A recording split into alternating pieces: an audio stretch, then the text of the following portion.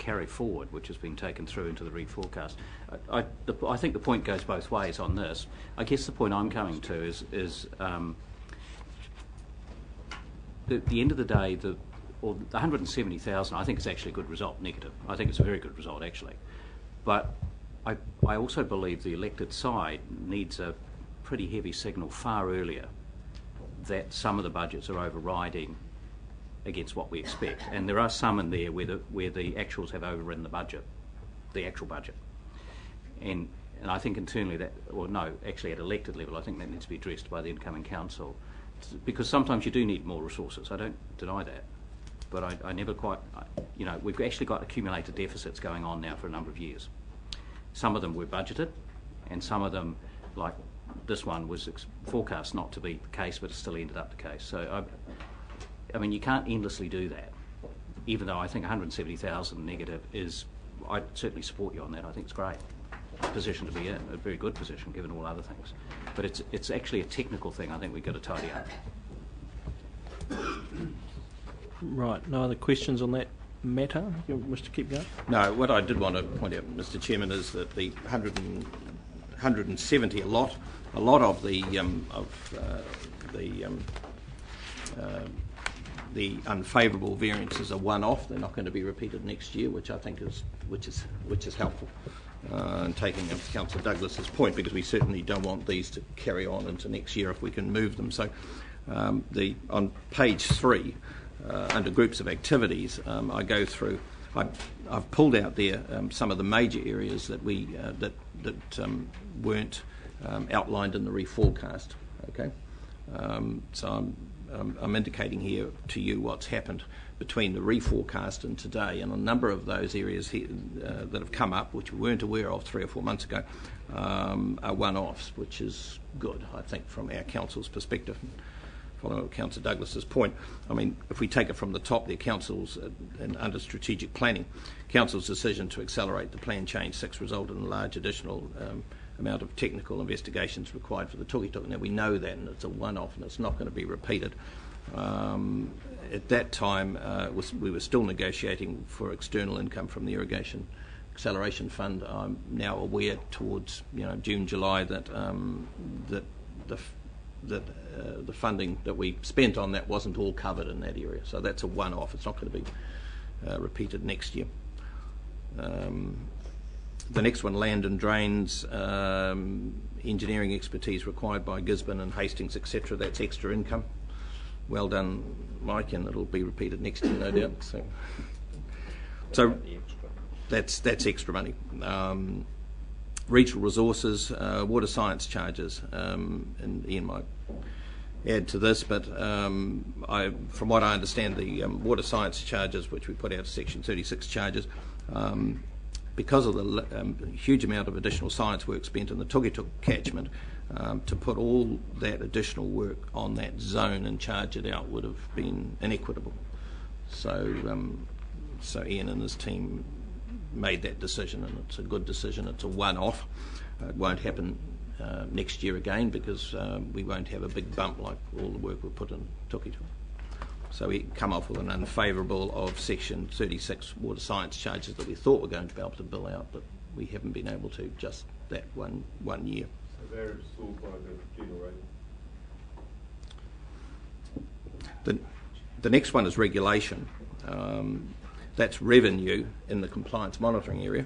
That was lower than forecast, and that's, for the most part anyway, due to the drought this summer, resulting in staff who would otherwise have been assigned to recoverable projects going over and having to do non-recoverable low-flow related projects. But for the resource management charges in the 13-14 annual plan, there was an amendment put through by Ian and his team to ensure that this council now has the ability to charge for the low-flow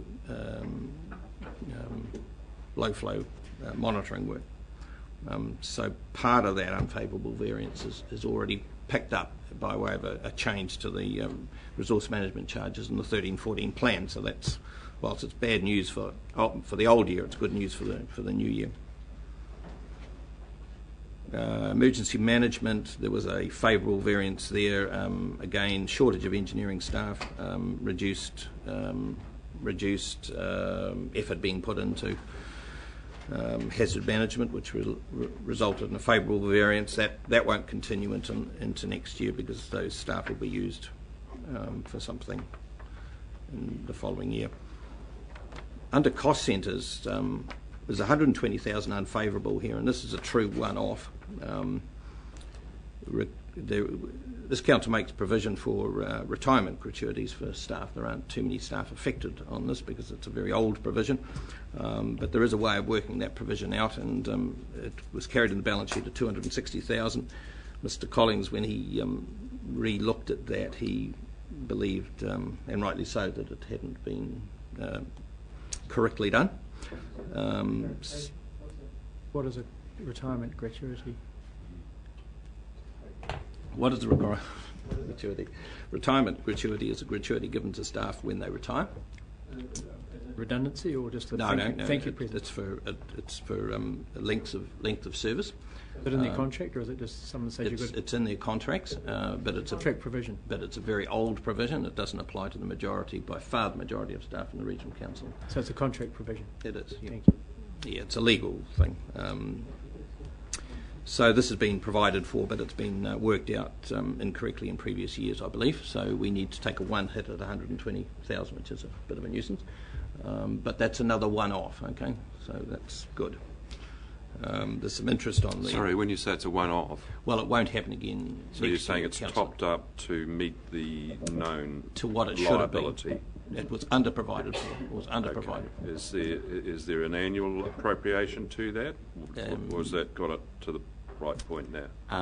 Just as far as salaries increased, so at 2% or so on for those particular people. So what proportion of staff would have contracts with retirement gratuities in them? There's Potentially a dozen over the whole council, including the ops group, still left on those, and they are the long-serving. Okay. So no one is employed these days with a retirement gratuity? That's correct. Not even councillors? Yes, yeah. good old days. Yes, something like that, isn't it? On page 4, I've given a rundown there on some of the variances on regional income as well. Most of those are favourable, although there's a little bit of interest or reduction in interest, and that's due to some fluctuations in interest rates. It's also due to the plan assuming that there would be a sell down of Napier leasehold cash flows earlier than was actually the case. So we relied on lease income for a longer period than having the money from that sell down and investing it at a higher rate. So, Mr. Chairman, that gives some background to why there's an unfavourable variance as against our reforecast. It gives you some idea of some of those areas that over the last 3 or 4 months, and certainly at the end of year closing entries that we've discovered. On page 5, there's the scheme reserves, and we have given variances against reforecast, again actual against where we thought they would be, and there's some comments there when the variances are relatively high, over 50,000, either favourable or unfavourable. Most of those schemes are within Mike Adie's area on flood and drains and pest. There's one there down the bottom on healthy homes. Can I ask a question? Sure. Yeah. Mr. Brady, I know you've got bovine TV in there, 20,000. Is that just to clean up for the last year? Because we shouldn't have any expenditure for TV now, should we? Yes, we do. We're still contributing to the overall AHB program in Hawke's Bay, so that will carry on. What we aren't doing is providing vector management services. And so if you have a look on page 4, sort of halfway down the page, income from biosecurity, for the last several years we have provided that vector management service under contract to AHB for on a commercial basis. Yeah, I understand. And yeah, we've generally managed to make a reasonable profit out of that. But no, that will drop off as a result of us no longer managing the vector management services, but we still need to collect a local contribution to about provide... 20,000 then, is it? No, it's substantially higher than that. It's can't remember off the top of my head, but it's hundreds of thousands. Oh, yeah. Yes, Yeah, probably yeah. 200,000 or 300,000 off the top. It's all of that. Yeah. Yeah. So no, there is 10% of the regional spend. Yeah, so that's Oh, yeah, Yep. that's right. And so we will I've continue got- to maintain that operational reserve. No, I've got Yep. it now, thanks Yep. very much. I was just wondering how the 20 got in. Yep. Mr. Chairman, there's a comment at the bottom on the transport, land transport funds. 238 unfavourable, says the majority of this overspend is the increased indexation cost. Staff will look at this increase and discuss this with NZTA. If there's no increase to cover any potential overspend in the 13-14 year, the only option will be to make savings in the provision of services. Well, I don't believe that is going to happen, and that would be a most undesirable outcome. There will be there's extra revenue being gained through the continuing increase in patronage. In other words, extra fare revenue coming in, which sure we have to share with NZTA. The extension to the bus contract has resulted in a adjustment down to a lower price, and there are fare reviews due in this October, and in fact October next. So I believe that Carol and her staff and the Transport Committee can manage this so that we maintain our services. Yeah, thank you, Councillor. I think, Mr. Chairman, the preferred method working through this is to just say what is there and take questions as we move through. Okay. The next page covers clean heat, and there's some comments about that. There's the next few pages address the non-recoverable costs for appeals and referrals direct to the Environment Court. You normally are presented with that. In summary, there's 75,000 of external costs spent on that non-recoverable consents work. There was 80,000 in the budget, so Ian and his team have kept that well in or within budget for that financial year. And page 9 is your Regional Disaster Reserve Fund.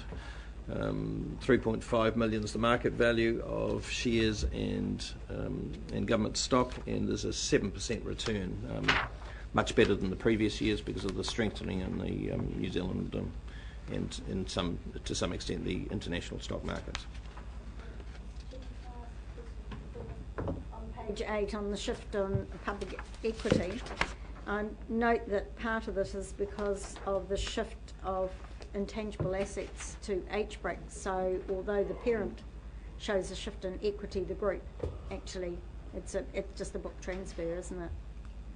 That's right, Amanda, and the group's not. Yes, yep, for that intangible amount. That's correct. Yep, so it's taken out in the group summaries. Yep.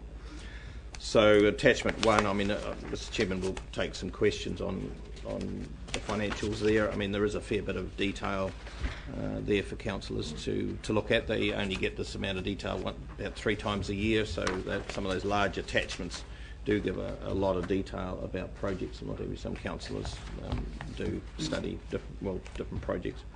You've got your balance sheets, you've got your capital and investment activities. Those reports you'll be familiar with. Mr. Chairman, could I, page 10, the bottom of page 10, the account receivables, 1 year ago is not there. Have you got any numbers? Yeah, so 1 year ago we're only showing that one line as our rates receivable, which is the 400,000. During this year we've attempted to put some more information into that, just due to the payments in advance kind of skewing that view. So we haven't actually got the comparatives yet, but we will going through this year. A year ago, did you have the payments in advance deducted from the rates as well? Yes, there was.